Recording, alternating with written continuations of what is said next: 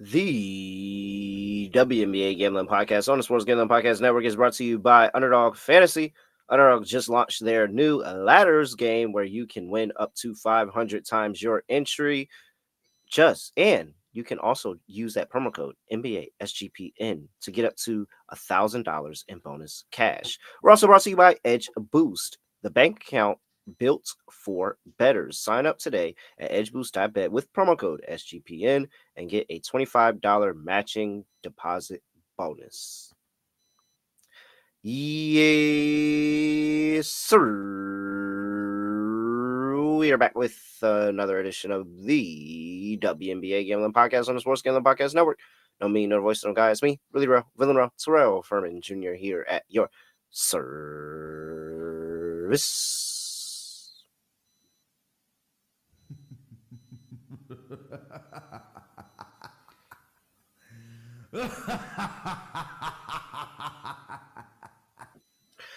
Yeah, great to be back. Good to be back. There we go. I have to say that I think nobody understands what the hell they're talking about when they talk about the WNBA. I mean, the books clearly don't know what they're talking about. You've got announcers for the Valkyries who are saying some players' names as other players because they have the same skin color as other players, but they clearly don't look alike, just completely mixing up their names. And you're somebody that works for the Valkyries. I mean, commentators. It's just, it's a lot going on here. Scott Studio Reichel. Scott, what's going on? Scotty, beat me up. Surprise. Yeah, doing pretty well. I can't complain. I gave out a couple of plays on the Steffi Small show, ended up winning my lock on the NBA show, worked out well. Shout out to Tatum, Canada shot, but he's got 10 rebounds already, so good enough for me. Can't complain, though. Looking forward to the W. Of course, we do have some awards to get through. We have markets on everything now. It used to just be MVP. Then we had Rookie of the Year for Caitlin Clark. Now we have Coach of the Year. We have Aaliyah Boston. We had Rookie of the Year for. Yeah, okay, you know what I mean. We gave out that pick. Okay, either way. Point is, though, we have Most Improved now. We got Coach of the Year. We got a lot of options here. Defensive Player of the Year. I do like how it seems like sportsbooks are finally evolving and showing some respect to the W, and I appreciate that. They just have no idea what they're talking about when they set some of these lines. I mean, Scott, this is ridiculous. I mean, we could let this one is really, really egregious. Do you want to start with? Do you want to flip the order and start with Most Improved? Yeah. All right, so Most Improved. You see, look, I was just about to go off schedule, and look at Scott getting us back on track here. All right, well, I got to make this big, so that means I got to take the Knicks and put them on the other screen here. All right. Well, Most Improved market, you can see the odds here, Scott. Lead in the pack is Gabby Williams, 7-1, Rakia Jackson, plus 750, Caitlin Clark. All right. Caitlin Clark, 9-1. Angel Reese, 10-1. Kate Martin is 10-1. Camila Cardoso, 11-1. You got Ryan Howard, 11-1. Aaliyah Edwards, 12-1. Leonie Fevich, 15-1. Julie Van Loo, 20-1. Maddie Segrist, 21. Cam Brink, 22-1. Aaliyah Boston, 25-1. Jade Melbourne making an appearance, 28-1. And then Natasha Mack down there at the bottom, 35-1. Scott, first of all, a couple of quick notes for me. One, Caitlin Clark being 9-1 is absurd. It's completely absurd. And I think that one, it would completely not be it would be a participation trophy if she were to win this award, because it means that she didn't win MVP and they wanted to give her something. So that would be ridiculous. I think that's probably the worst bet that you could possibly make on the board right there. They are not giving her this award because I don't think that they're going to give her a participation trophy. If she doesn't win MVP, she just doesn't win MVP. You don't just go from highly touted Caitlin Clark to now Most Improved. No, because you still don't win MVP. Like, no, that's ridiculous. That's my first gripe here. Second is with their teammate, because I think Kate Martin actually sucks. Okay. I'll let you over the floor here. I don't think she's that good, to be honest. I think she has potential. I think she needs to develop. But as of right now, the rest of the names on the list, Gabby Williams, Rakia Jackson, Angel Reese, Camila Cardoso, Aaliyah Edwards, Ryan. Like those players are actually well. Ryan Howard really shouldn't be there either, actually. But Leone Fevers, like those are actually good players that we've seen play well. We haven't seen Kate Martin play well like ever. I'm also curious where her shots are going to actually come from on this team. She's not really high on the hierarchy for this team. Yeah, and it's like she put up 7 threes in the preseason game against the Sparks. She made one, and that's the only one that they show on social media. And she was like 2 for 8 in the game, and it was all makeable shots. Like it, I just think she needs to develop her offensive bag. She could be a pretty okay defender, but like she's not doing anything to win any type of award. I think her being the same price at first of all, her being a cheaper price than two of the players that I'm about to give out is ridiculous. Ridiculous. I agree, but once again, you're looking at her. I think Martin doesn't have much value because I don't know what her ceiling actually is. What's her ceiling? Like 10 points? You're not winning most improved on 10 points. Yeah, like that's another way to lose money here. I'm just trying to share with the people to lose money, but we both have already talked. We both like one player, so let's just The go odds ahead and start plummeted though. there. We talked about her 20-1. Now it's down to 12, but I still like it. Yeah, but Aaliyah Edwards, she's sitting right there. Yeah. I was giving you the floor. I was letting you I mean, there's take really it. nothing else to add. We know that she's a very talented player. For some reason, the Mystics really didn't use her that much last year. We saw her in Unrivaled, and I thought that she was great. Finished runner-up in the one-on-one competition. She's very solid. And I feel like the Mystics last year were kind of messing around. They were trying to ease her along for some reason. Not to mention the fact that you had Shakira on the team. You had a couple other players who were kind of taking the shine away from her in the front court. But in reality, I do think that Aaliyah Edwards, based on the definition of the award for most improved, this team's not going to be very good, which I think can work to her benefit in this spot. If she ends up having a solid season averaging like 14 and 8, we're not asking for a lot here, but like a pretty solid season. Last year, she averaged 7.6 points and 5.6 rebounds. If she actually plays a decent amount of minutes, she played 21 minutes last year. If she plays like 30 and gives you a nice like 13 and 9, by definition, that would be a solid improved season based on stats. And the team's not going to compete for anything. So they're Mhm. going to let her just run crazy out there, give her a bunch of playing time, let her get her numbers in. I think 12-1 is a good deal. So I do agree with Aaliyah Edwards. I don't see her listed here, but I think that the same case could be made for Shakira Austin because I think they both have the same thing that concerns me. And I love the Aaliyah Edwards pick. Like I'm already down on 20-1, but of course, I still like it here at 12 to Mm-hmm. 1. Dawson has the But injury issues, though, which I and find but concerning. I think Aaliyah Edwards might have a little bit of the same thing going on here as well. She's got the back injury and she's out right now and missing all of training camp. And this is going to lead up to the beginning of the season. And we know how backs can be. It could be, you could be good, good, good, and then it could be that one thing and it sets you back. And so that's the thing that concerns me. However, I have another player that I was excited for and it completely it's gone up since preseason started, and that's Camila Cardoso. Okay.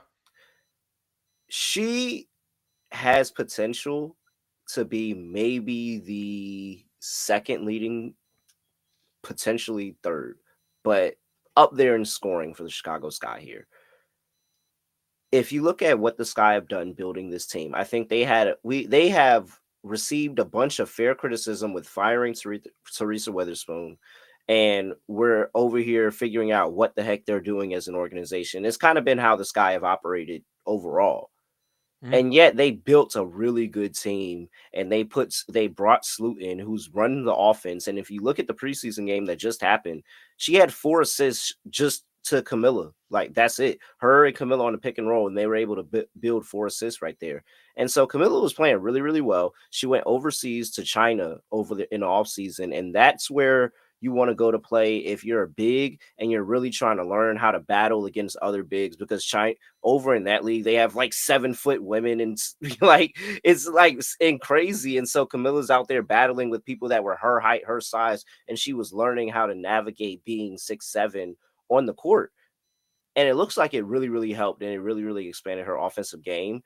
And you just think about a 6'7" giant on the floor who can score. Mhm. There's nobody that can stop her. And her Like, offense was a mess last year until the Olympic break, and she actually worked on her game a bit, and she and looked she solid figured it afterward. out at the Yeah. end, and now she's only gotten better from there. I think Camilla might be, I mean, Ariel, okay. Camilla might be the second best scoring option on the Sky that's going to be consistent. Like they want to get her touches. They want to play slower. They want to play out of the half court. They want Sloot to run the offense, and they want to play through their bigs. Camilla might put up a lot of points, man. So I really like a flyer on Camilla Cardoso. I think that she's warranted to be 11-1, and I think that's something that we could cash here. Yeah, I can get behind that too. I do want to ask you though, do you think there's an argument to be made for Brink, which isn't really fair for most improved? It's more like comeback player of the year, but I didn't see odds on that because she got Uh-huh. injured. Is there a case to be made for her, like 22-1, or no, because it's more of a comeback player thing? I mean, what is she gonna do? Like, we've never really thought of her for her offensive bag. I Yeah, know that she had a couple of games where she was able to show it, but that really wasn't what she was doing I was in the taking her small. unders in a lot of games last year. Yeah, that really wasn't what she was doing. Maybe she stretches the floor in that Lynn Roberts offense that, they want to play up tempo, they want to go and shoot threes and stuff like that. So maybe that's the case, but like she also has a month of the season that she's missing. Like she's not even projected until what, mid-June, maybe late June, something like that, but some point in June. So she's already missing like the first month of the season before she even can get on the court. I wouldn't waste any money on it. Yeah, I agree with you. I feel like we mentioned people that we want here. Rakia, I think she had too good of a season last year to actually get the Yeah, award. like she was really good the rookie year. I think that's what's gonna hurt her. Do you want to make a case for anybody else? Because I feel like we kind of touched upon everybody we wanted to. No, yeah, I mean, Angel broke records. Her too good of a rookie year, broke The records. rebounding's too well known for her. I don't really know how she's Yeah, supposed to improve on that. yeah. So Phoebich, I don't think is gonna be able to make the step. I don't know why Ryan Howard is honestly there. Ryan Howard is an all-star. She's Like, too good to be getting up yeah, this like I late. have no idea. Like, there's no reason they should have Ryan Howard listed at all. Caitlin Clark probably shouldn't even be listed. I'm confused on Gabby Williams as the favorite here, but I know Gabby Williams is great, but like, I don't know. I don't think that. Is that even an improved thing? Because she showed up late last year. Yeah, and we know Gabby Williams is Is good. talented. Yeah, Yeah. like I don't know. That's confusing. I'm Unless the very argument for most improved is Gabby Williams came back, thought stats weren't that great, and now with an off season she'll look very sharp. Maybe that's the argument. But we know she's yeah a good player. yeah like So I don't know. I don't know. That wouldn't feel it would feel like it's an Aaliyah Edwards, a Camilla, like somebody like that. Or like I understand the name Maddie Segrist. I don't think she's gonna do what's needed to make the next Yeah. step. But like Maddie Segrist would be a better name to hear. But like some of those names are just kind of weird. So all right. I wouldn't mind targeting good players on bad teams because this is definitely a stats driven award. Yeah, very So much so. All right. Get all of our picks and podcasts for free over there in the SGPN app if you haven't already. Also, Circa Resort and Casino in Las Vegas is giving away the ultimate fantasy football experience for a 12-person league to draft in Vegas and be treated like VIPs for their stay. The winner will receive, and listen to this, because Scott, this is actually really insane. A 2-night stay, Circa Resort and Casino for their entire 12-person league, 6 double king rooms. Scott, double king? yeah. hmm How big is the room? It sounds big to me.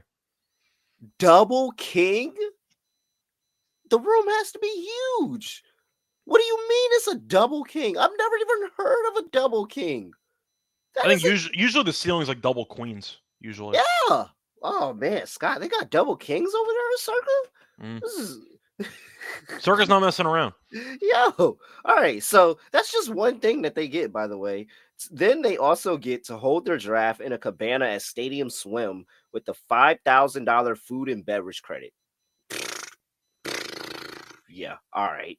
Limo transportation to and from the airport, a welcome party at Legacy Club for the league, a reservation at the world's largest sports book with $500 in beverage credits for the league, and a 2-hour open bar package for the league at Overhang Bar. Contest is during May 5th to June 30th. So from now to the 30th, you have to get into that contest. Scott, that's actually an insane package. I just want to point out that anybody who's worried about some potential rigging, I'm in a 10-person fantasy league, so I'm not eligible for the competition. So don't worry Hey, about me. uh, we can make it 11. We I'm just just need one saying, more. don't worry Hey, about we me. just I'm need. in a Hey, 10-person league. add me in, and we could find one more. Man, all of that, yeah. I'm about to rig it for myself. It doesn't Yeah. matter, but you all should try to enter so I don't rig it, because if you all enter, then it's less of a chance that I get it. So go over there, sportsgamblingpodcast.com/circle. That's sportsgamblingpodcast.com/CIRCA. Wow, what are like $5,000 food and beverage It's a credit hell at of a deal. Stadium Swim? It's a hell of a deal. What? What? $5,000 in food and And I oh was my at Legacy gosh. Club. Those drinks aren't cheap. No, they're not. Oh man. Edge Boost is the first ever bank account built for bettors, ensuring all gambling transactions are approved.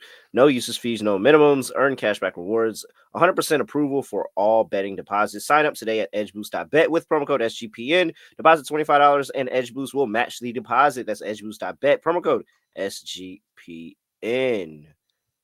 We are. Wow, is this all one read? Yeah. Oh, it is? I believe Rhythm starts the second read. At least that's how I've been doing it. They erase the block 1, block 2, so I have no idea, to be honest. Oh, okay. Yeah, I'm sitting. I'm like, no way. This is I okay. did So Rhythm as the start of the second read. okay. All right. Appreciate it. Thanks for we dropped the fourth wall, man. Yeah. Hey, we dropped the fourth wall on air. It doesn't matter. We don't Yeah. care over here. Underdog Fantasy. Underdog Fantasy Pick'em just launched their new ladders game where you can win up to 500x watching your favorite players climb the ladder. It's a pick'em entry, so just go in there and higher or lower your favorite player's fantasy stats, and you can do all of that. Sign up NBA SGPN and you can get a special pick and first time deposit offer up to $1,000 in bonus credits. That's underdogfantasy.com, promo code NBA SGPN. All right, Scott, what's next? Rookie of the year. What a lot of people have. Wait, what's going? Hold on. This What? is we'll talk about this guy. I don't know where you've got this, but there is a For the name record, missing. for the record, I'm not including most of the other long shots, but yes, there is a name missing, but it's the only book I saw with actual lines. So Wow, I just actually saw a line for earlier today, plus 550, believe it or not. okay, So Paige Beckers, minus 350. It's not listed here on the graphic, but there is a line for Dominique Malonga. She's plus 550 over okay. there on FanDuel. You can get her at plus 550. Sonia Citron, I'm pretty sure all of these are basically accurate too. Sonia Citron 8-1, Kiki Irafans 10-1, Anissa Morrow 22-1, Haley Van Lith 30-1. I think you can actually get some better Haley Van Lith than that. By the way, for some reason, this is like not in order. So Malonga is in the show more section at plus 450. I don't understand any of this, but she is listed. They just didn't go in order for odds. I don't know why, but whatever. Wow. All right. So plus 450 is in between Citron and Beckers. All There right. we go. That's all I got. Sorry. I tried to show I tried to do something different with the graphics, but unfortunately the book just didn't list Yeah, them properly. I don't know why the book has. They're hiding it because, and so no, you know what? Let's just start there, Scott, because that's why they're hiding it. They Because know. she's gonna win. She's gonna win. Like as much as we all want, like, well, I wouldn't say we all, but I think there's a large group that would love to see Paige Beckers lose the award. I think there's a large group of Caitlin Clark fanatics that would love to see her lose it. And I think the truth is that we have a 19-year-old phenom that's been playing overseas, that is a dog, that is 6'6" and can dunk the basketball, and they're going to unleash her in Seattle. Like, she may not start. I mean, she might even start at one point, honestly. But like coming off of the bench, she still can have a huge impact. Like Dominique Malonga at plus 550, I've seen plus 450, whatever it's at, is clearly the best bet on the board here. I do think I'll ask you, though, because we're talking about usage. We're assuming Becker starts, correct? Yeah. That's the issue, is that I do agree with you that Malonga can be really good. The problem is if Becker is going to end up playing 10 to 15 more minutes per game, it's going to be tough to beat her from a stats perspective. Now, the highlights will be there for Malonga, which I agree with you about, but I think Becker's going to win. I think Becker's, at the end of the day, just has too much of a media hype train. Malonga's kind of this unknown commodity, and maybe she's going to be, I don't want to say like a Giannis, but you get what I'm trying to say. Like, nobody knows much about the person, and then they have a monster season. I think that's more next year. I think she'll be a great candidate for most improved next year. I don't think this year, though, for Rookie of the Year, can you really win this award off the bench? Yes.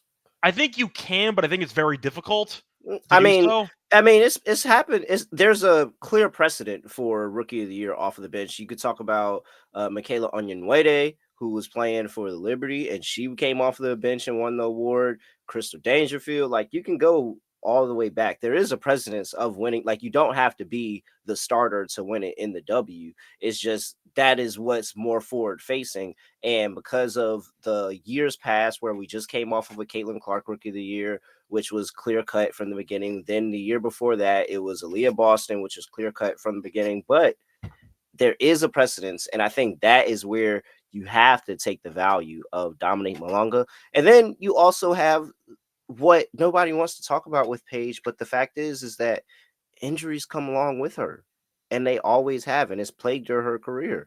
And I will love the value on a Malonga right here, where I think she could actually still kind of outplay Paige Beckers, because here's the thing where I see Seattle. They're going to be a great defensive team, but I don't know where the offense is going to come from. And I think they're going to go to the young 19-year-old phenom. And that's the reason that they made the trade. They got rid of Jewel Lloyd. They got the second overall pick. They knew she was coming out. They knew that Paige was already locked up for one, and they saw something in Malonga. Yeah, I do think once again, you could argue maybe there's a transition period for all the rookies to the W. So we'll see who gets off to a slow start. I just feel like when we're looking at the media hype train and how quickly that can impact the voters, they're only going to talk about Beckers for the early portion of the season because of what she did at UConn, because of the title run, because of how she's been a phenom since she was basically in grade school. I think Beckers is going to win, but I really see it being a two-horse race barring injury. I think it's either Beckers or Malonga. No offense to Citron, no offense to everybody else, but I really think it's going to be a Citron's gonna start top-heavy too. award here. I think it's a two-horse race. Do we agree on that?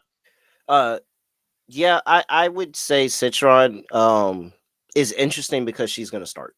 It's And intriguing, but I just don't think she's as good as the other two players that were in front of her. no, I don't think she is either, but I think she's interesting just because she's started. But and that's somebody that maybe we see how it's going in the season, but uh because she can score. Like I don't want people to think that like Sonia Citron, because she's not more as well known that she's not a hooper, but she is. She can score the hell out of the basketball, and she's a great defender. And so her getting starting level minutes is interesting, but I'm hitching my horse on Malonga. Like that's what I'm on. I'm convinced that Malonga's going to have a great year over there in Seattle.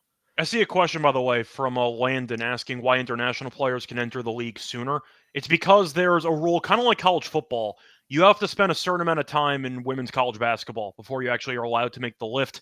They don't have the what was the name? The overseas elite. They don't have the Mm-hmm. ignite or anything like that. The point is you have to go to a couple years of college. I think it's at least 2 of college basketball before you actually enter the W. So to answer your question, Great. Landon, it's a college basketball rule. It's 3? It's 3 years? Yeah, so Okay. you can declare after the third year, but nobody does that. Like Yeah. no, everybody takes the fourth year, and like Caitlin Clark took the fourth year. Like Yeah. everybody takes the fourth year. So So it's basically a W. It's a women's college basketball rule. You have to spend X amount of years in college before you can go to the pros.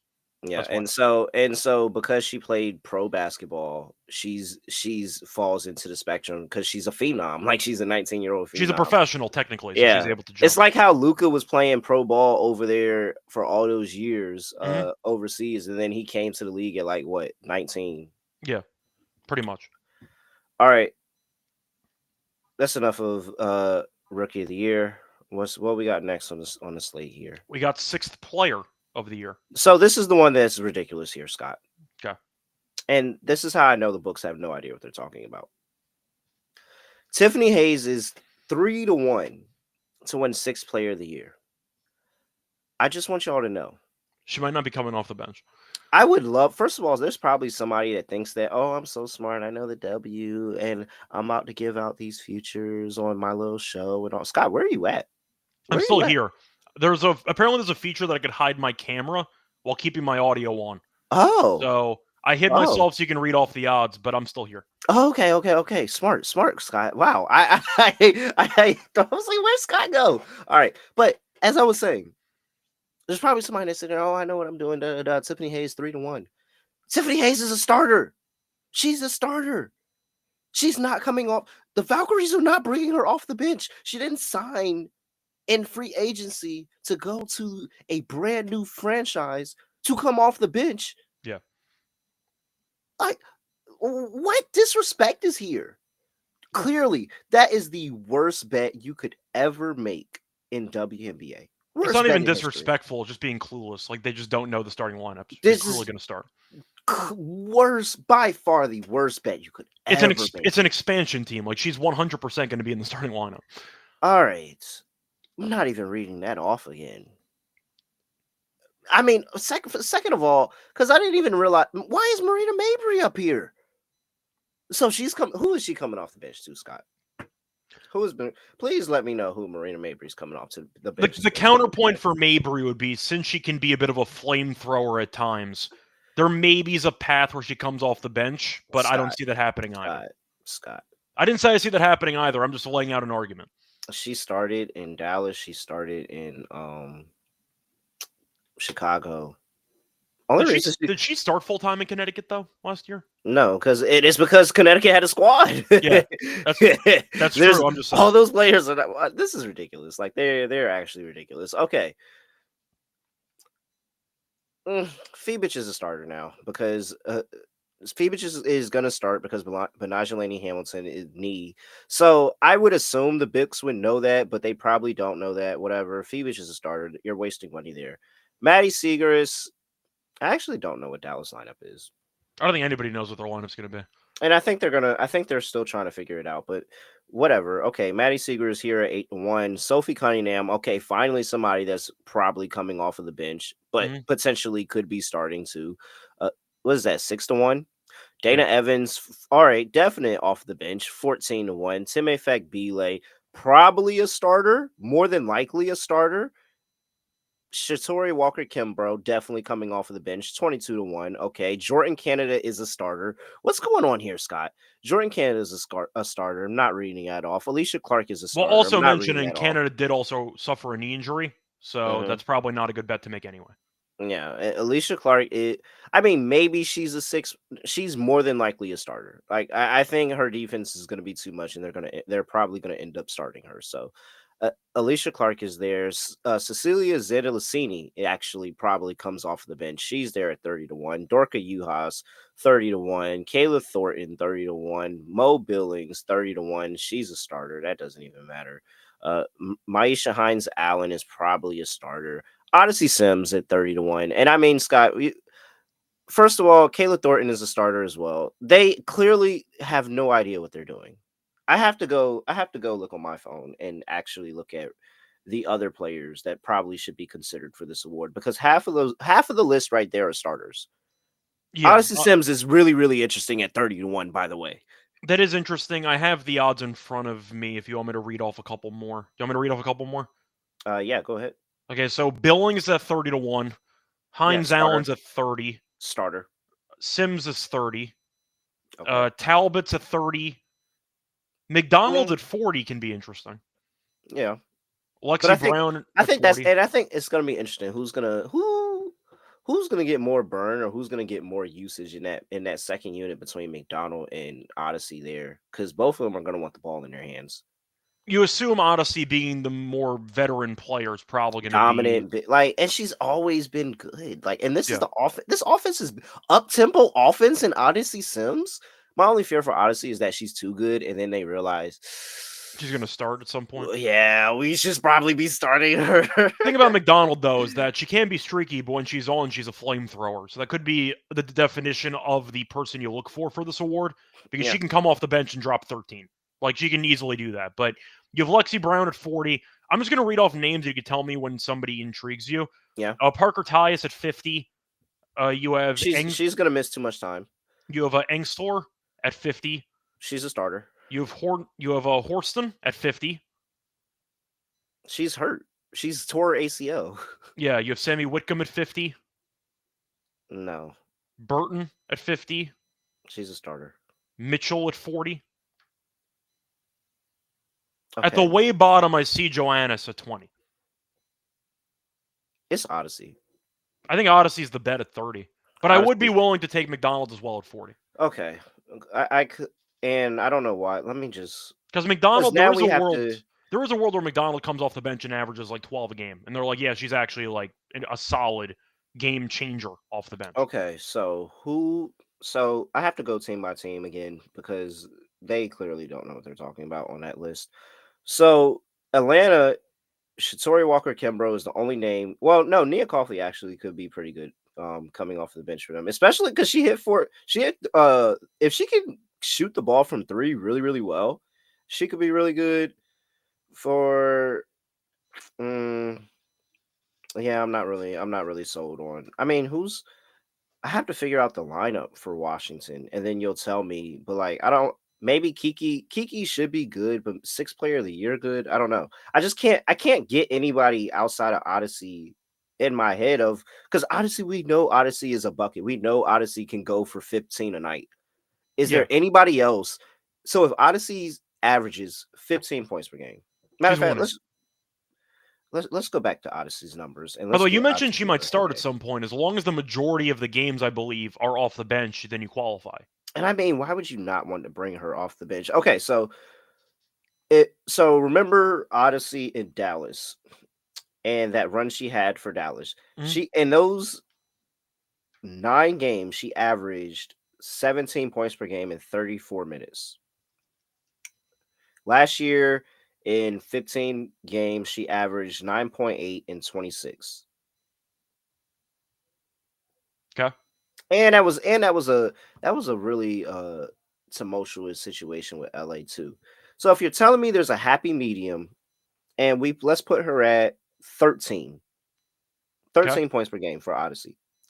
Is there anybody that can come off the bench and do better than 13 points per game? In theory, maybe one player if there's definitely going to be a certain out of nowhere option there, but probably not. I see Molly mentioning Heidemann as the option that she likes for a sixth player, which I'm not against, and that Mhm. could be an option too. But once again, I feel like the issue you run into, or maybe it's a blessing here, with new markets, the people running the markets have no idea what the hell they're doing. So this is probably the best long shot, I'd say, future to bet on. Yeah, Odyssey being 30 to 1 is insane. And honestly, Odyssey Sims would be my favorite.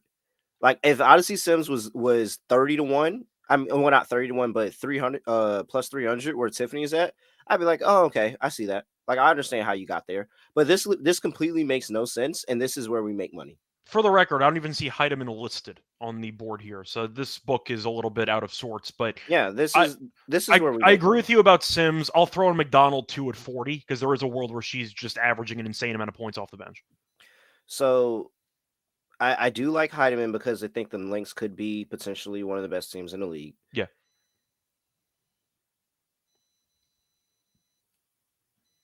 I'm curious on just minutes distribution there. I just think that they just have a lot of really good players. Like they could go 8 deep and still be fine. So um yeah, I'm not sold on Dana in Vegas yet. Sammy, no. Yeah, bro, it's clearly Odyssey. Like I would be impressed to see who could potentially be a better sixth player. I It's also mean, it's also a stats thing. Like you can find good bench players who are more defense oriented and they're not going to win the award. yeah. So you need Like actual points. Sophie Cunningham's never going to be consistent enough. No. I think I Phoebe's just mean, too good. maybe, Maybe if you're convinced Lexi Hall is a good player. I would bet Phoebich if I knew she was coming off the bench, but she's probably not coming off the bench. That's a waste. Yeah, no, she's gonna start I for the would have bet majority of the her or season Lainey because Hamilton if Lainey they Hampton's were healthy. gone. Yeah, she's gone. There's no way she can like Phoebus started in the finals. Yeah, and she was very good in the finals too. There's But no way. There's no way she's going back to I'm the saying bench if after that. Lainey Hamilton was healthy, I'd bet the one of them that's not starting, but that's not a thing anymore. So there you go. Well, so I don't. So here's the thing with it's clear cut. Kelsey Plum is a point guard. Like Yeah, they're clear cut using her as the point guard. Ray Burrell is the spot where I'm like, okay, maybe they can swap out and do a Plum Odyssey lineup.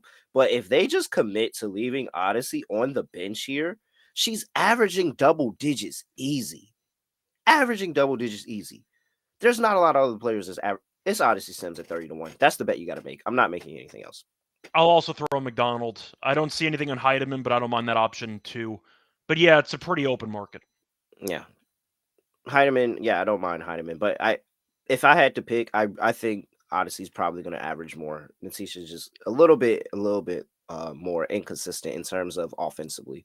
And conceptually, I would love Kayla Thornton, but she's on an expansion team. She's going to start. But I love her as a potential option if she was in a different situation, Yeah, but she's no, not.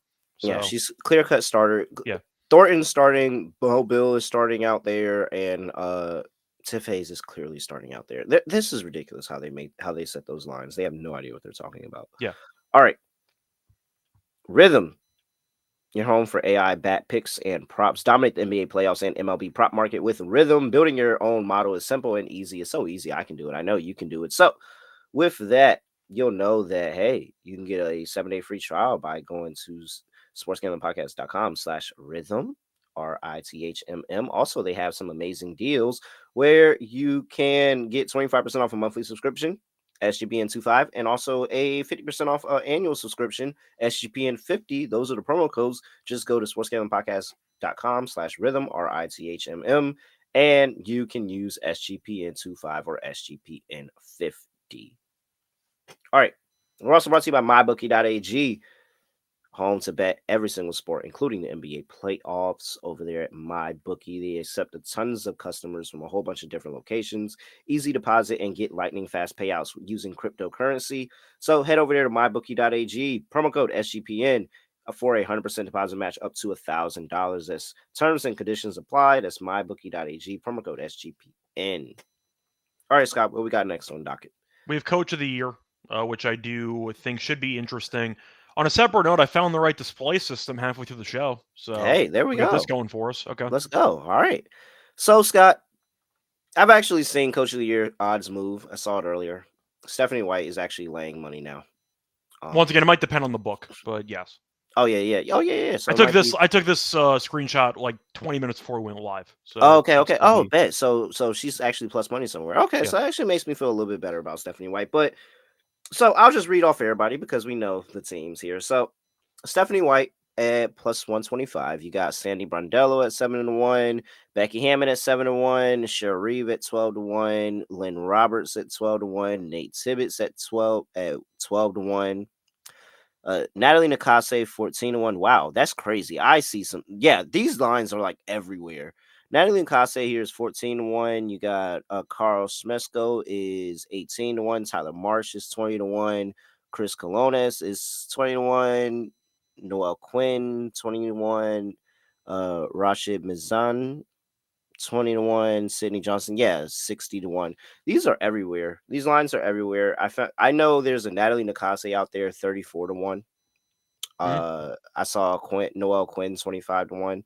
And that's basically where I wanted to start because you have to have a path to win the award.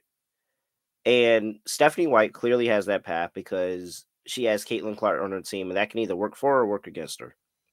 They can either give it all the credit to Clark, or they can spread the love and say, hey, the whole team plays better. I think it probably requires them to be a lot better defensively and in the 30 plus wins club, more than likely, for Stephanie White to get it, Scott. But it's doable. I understand why she's the favorite. If Natalie gets that team to the playoffs, she's gonna win. It's You gonna can be a you can great make that story. argument about a lot of coaches, though. I don't know. This There is are like some the bad first. teams in the league, to be fair. This is the first year in the league for the Valkyries, and they're and going to the playoffs. I don't know. I don't know, Scott. That's a narrative. Mhm. I don't have a narrative for a lot of other coaches in the league, but Natalie has a narrative, so she's interesting. Noelle Quinn is interesting because she's a veteran coach, veteran championship coach that has never won the award, and so I'm higher on the Storm than you. I think the Storm are actually going to be very, very good. I think they're going to be the best defensive team in the league, and that could go in her favor. I do want to ask you, though, for the favorites in the actual market, we just saw Kenny Atkinson win in the NBA for taking a playoff team to the number one overall seed and a team that had a phenomenal season. Hmm. How good do the Fever have to be for it to actually win the award? Because they made the playoffs last year. It wasn't like the Fever were a bad team. I'm Yeah, kind of just curious, like, what would be the right amount of wins that they would need in order to actually get the job done? they'd Because, have to be the 1 or 2 seed. and if they do that, Kalen's probably winning MVP. They have to be the 1 or 2 seed, And I think we'd and agree we're not picking the Fever to sweep all these awards. I'm just no, curious how she's supposed to actually win without Caitlyn getting all the credit. and that's where my fear is, and why I haven't gotten there to saying that. Hey, I mean, if she wins, she wins. I'm just all right. I missed out on plus 125. Yeah. Okay, I don't think it's but worth it. I think it's Sandy's a it's donation. We'll get to that in a second. No, they're not going to be good enough, and she doesn't have a path because she has to do better than what they did in the regular season last year, and they were the number one overall seed, and they didn't win. So Sandy's not going to win. Becky, what's the path? You're completely dominant number one overall seed. Like, yes, potentially, but it just doesn't feel like that's going to be it here. Like, they already have an expectation on them. Shell just won it last year. They already have this expectation. Maybe if they're no, I don't really have anything for her. I don't think the Sparks are going to be good. Sorry, Lynn. Um, I don't think the Mercury. I mean, they'll be cool, but like, I don't have a path for Nate Tibbetts either. Natalie, if they get to the playoffs, it's like, what? You took a team in their first year in the league, and they made the playoffs. Like, so I have a narrative of, okay, I can see that. The Dream go to the playoffs every year, so he has to actually Mhm. do something spectacular, which is be a top 3 team in the league. I don't see that for them. Tyler Marsh is actually kind of interesting because I think this guy could be really good. So if I could actually, you could kind of talk me into that a little bit, but I feel like there's going to be too many other options at that point. Wings, I mean, maybe I don't. I actually love the Wings coach for this award. People forget just how bad they were last year. And yes, you could argue it was fluky, but now they have a new coach. If they go from winning, how many games did they win last year? 9. They won 9 games. Like, if they win 20, if you want to go for like win differential, that's a massive head start Yeah. that the head coach has compared to other situations. Like Sandy at around 7-1 when they just won the title makes absolutely no sense. You're looking at Becky Hammond, the Aces are too good. The Aces would be the argument if you want to go for the great overall roster and how if they end up winning, let's say 36 games and go 36-8, then maybe Mhm. Becky gets it. But I do think the Wings coach has a phenomenal situation because of how bad they were last year. So you're looking at Chris maybe getting a bunch of credit, whether deserved or not, Mhm. that he might end up getting. So Becky Hammond's tricky because if the Aces win 36 games, let's say Asia doesn't win MVP. They decide to buy into the hype train, give it to Caitlin Clark, and the Aces still win 36 games. They might just give it to Becky because they want to give them something. So I can see Becky at 7-1. I prefer Becky over Sandy for the 7-1 range. The Lynx were too good last year. I love Cheryl Reeve, but I think that team's too good anyway. She won last year. I know they're not going to win back to back there. I think there's a big argument for Chris Koklanis. I think there's a Is it, serious argument at how 20 do to one. I gotta figure out how to say his name. I I'm going to haven't say heard his name Koklanis yet. because that sounds right, but I think Well, 20 to 1 sounds like a great price for inheriting a really bad situation with a pretty decent roster for how bad they were last year. Like, that team could accidentally sneak into a playoff spot with like 17 wins. And even with that being the case, you still basically doubled your win total. So I think 20 to 1's a great price.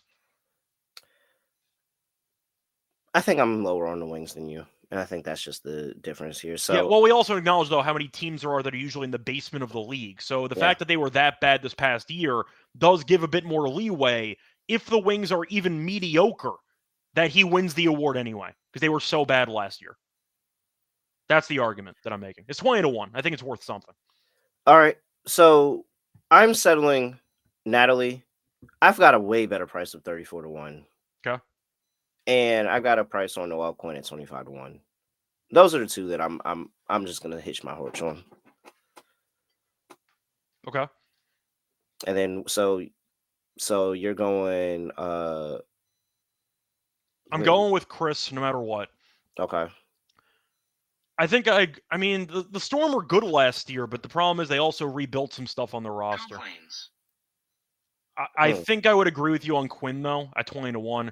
I mean, if you want to go for a bunch of flyers, I don't even mind it. If you want to go for Marsh, you want to go for Kaklannis, and you want to go for Quinn, Cook I don't Clowns. mind betting on all three separate 20-1 shots. You mentioned a much better price on a couple other coaches, but the one favorite I would consider would be Becky Hammon because of the fact they had a bit of a down year last year.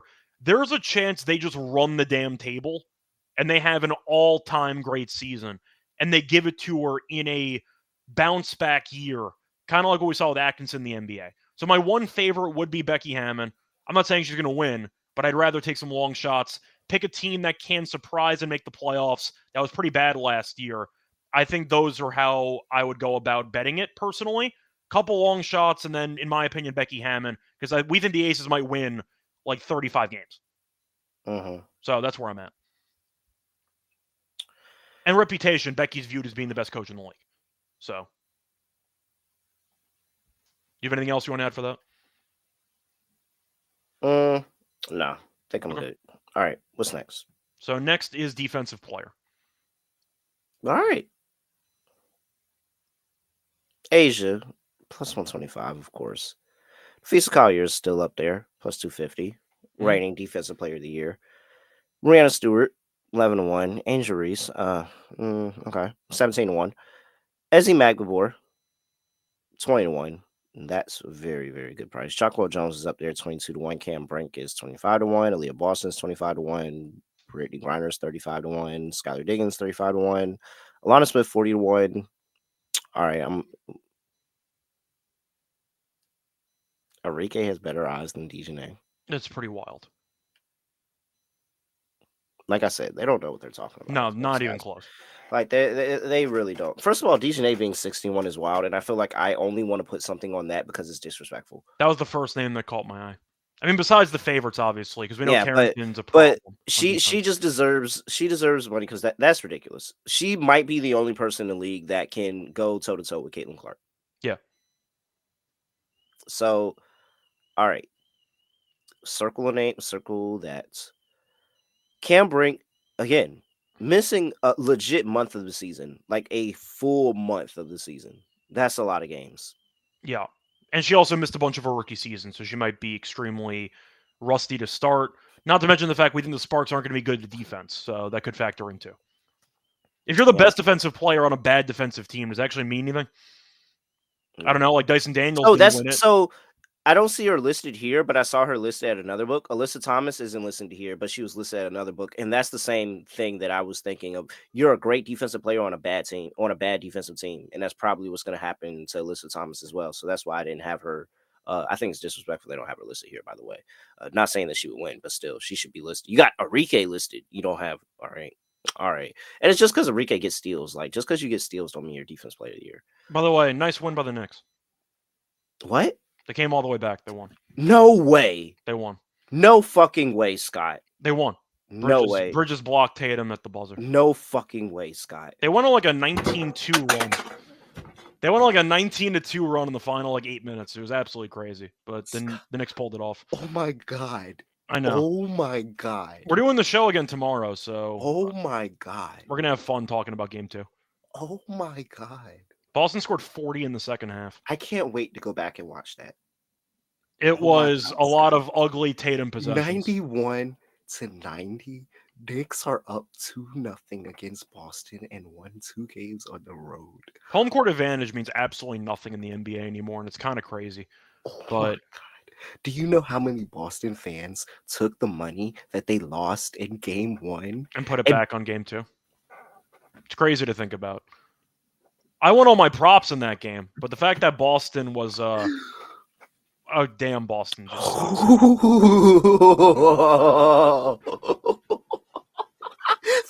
Oh, I can't wait to go back and watch. Oh, It was hey. really like a 19-2 run. It was like a 19-2 run. It was crazy. But what a win for the Knicks. Oh man. Oh man. Oh man. I'm so glad. I like this is the misery is enough. I don't have to bet it. That's better than money. Like this is literally a better feeling than money.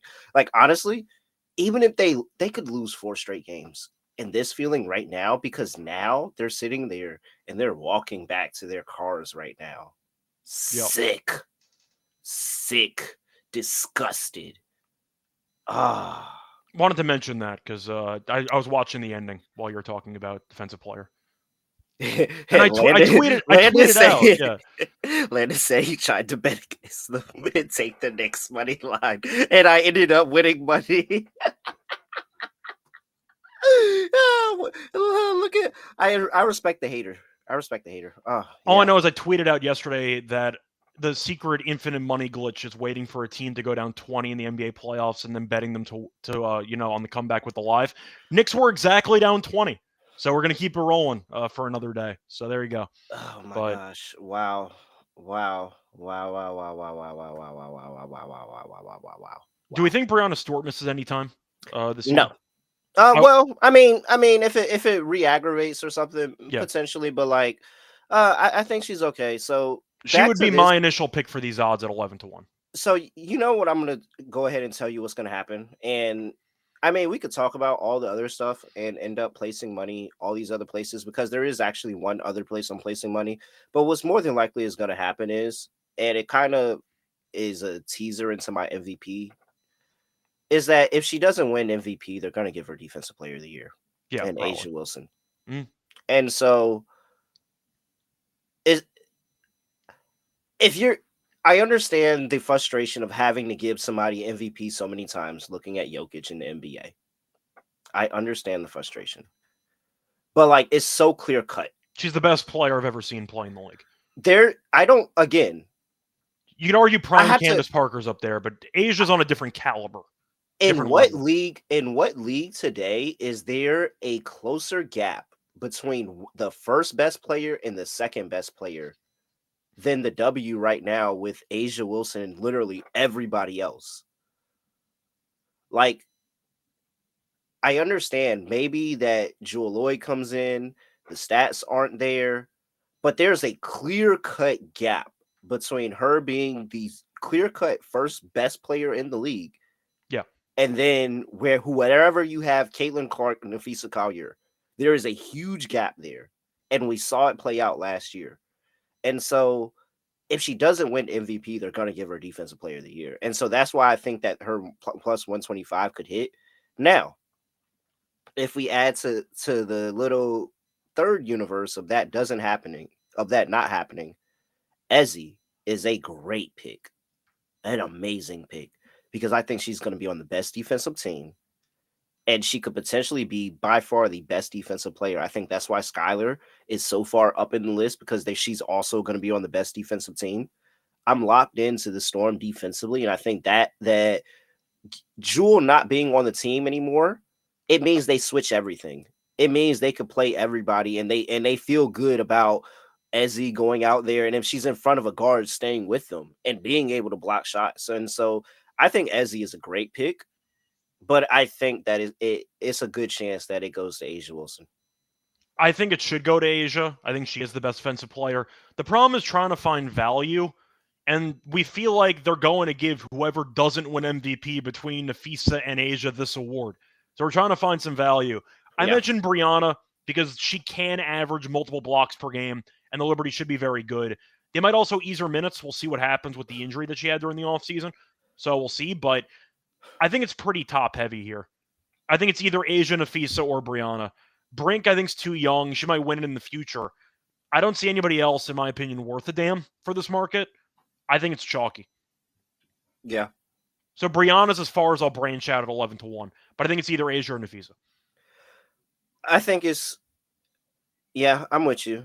I didn't open myself to the thought that Nafisa will win back to back years, but I think that's a chance. But I think Ezzy, when we get to it, there's gonna be a final three. And I think the final three is gonna be Asia, Nafisa, and Ezzy. I think those are gonna be the final three. Yeah. So I would love to have an Ezzy ticket in the case that everybody's like, oh, it's one of the two, and then they go, oh, curveball, Ezzy. But probably wouldn't happen. It's about All right. popularity too. They're not going to let them leave with nothing. They're going to get the star player or something. So it's Yeah. going to be pretty top heavy. All right.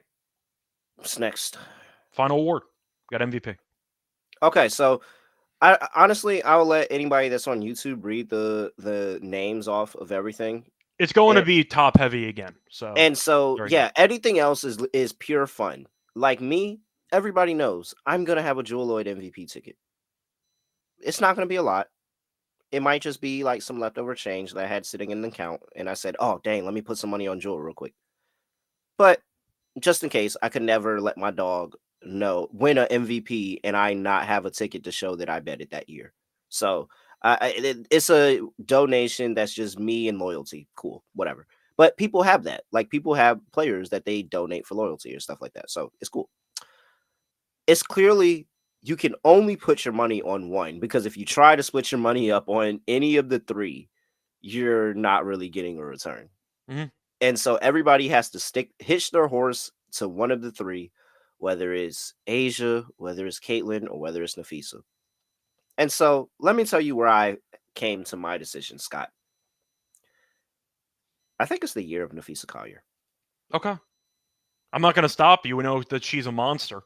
She looks so dominant in the 3-on-3 league, and I think that only helped one continue keeping her in the flow of the offensive game, but also helped her outside shooting as well. And they may just unleash her the same way that Asia felt slighted when Brianna won. And it's not that Nafisa felt slighted, because it was a clear cut that it was Asia, but it was still like y'all, I'm here. Like I'm here. And if there's any drop off in what Asia has had going on, I think Nafisa's right there, like right there on her. And there's no question they're giving her 20 plus shots a game. Yeah. I think she took like 20 plus shots in preseason in short minutes. Like it might not have been 20. I think it was like 18, but still. I'm hitching my horse to Nafisa this year. I think Nafisa is going to get hers. And I think that at the end of the year, I will probably be sitting here telling you, yeah, I probably said that Nafisa should win, but I'm very, very on the, hey, Asia Wilson should be MVP again, and they probably just don't give it to her. Because For if it's close, I think they say, you know what, Nafisa, let's just give you one. For me, I think I'm just going to go with Caitlyn. I think Asia might have the best overall season out of everybody, but I do believe in voter fatigue. And I do think that Asia might have a hard time winning when she deserves it, unless the Aces have a monster season, which we think. They're also stacked. Like, she's on the same team as Jewel Lloyd, Jackie Young. There's a lot of scoring there. You're looking at Nafisa, who we know is the alpha on the team. Minnesota was great last season. I think they're going to actually give it to Collier, the voters, I mean, over Asia and Caitlyn. And I don't. Because I think the voters and all the people associated are extremely, I'd say, casual. And I think they're going to try to immediately pump up Caitlyn's resume. I think it goes pure chalk here. I got Caitlyn, personally. I think if Caitlyn plays as well as she did in the back half of last year, and this team wins like 30 games, she's winning. So I'll go Caitlyn here.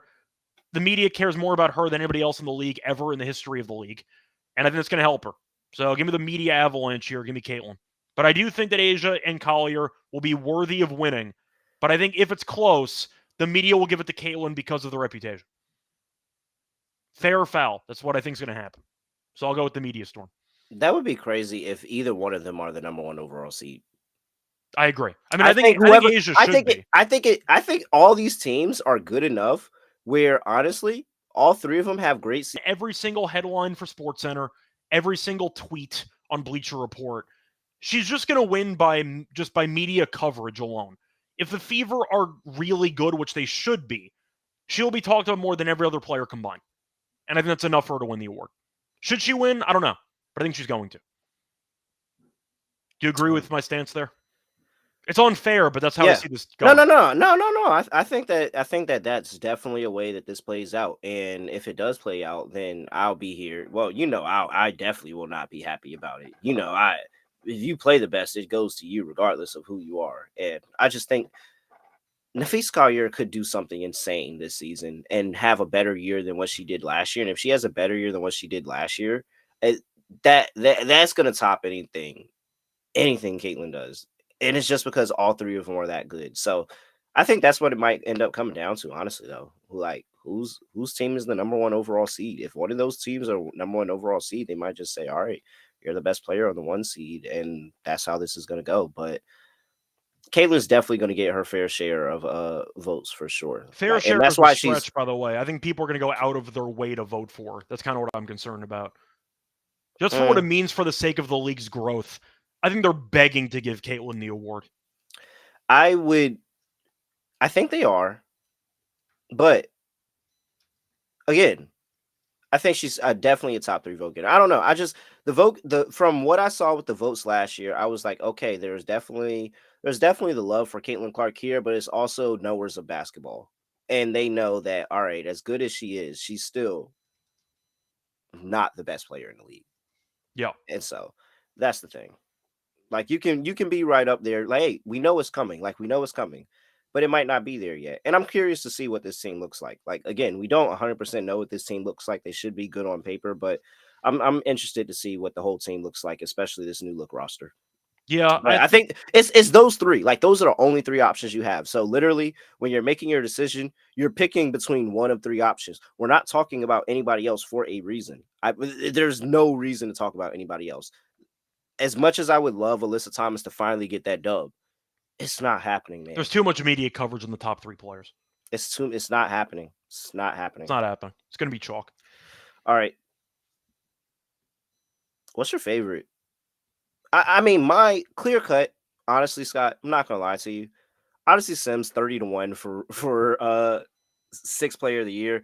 It might be my favorite bet on the board. I think it's a very good bet. I think if I was going to go with mine, I still like Aaliyah Edwards for most improved.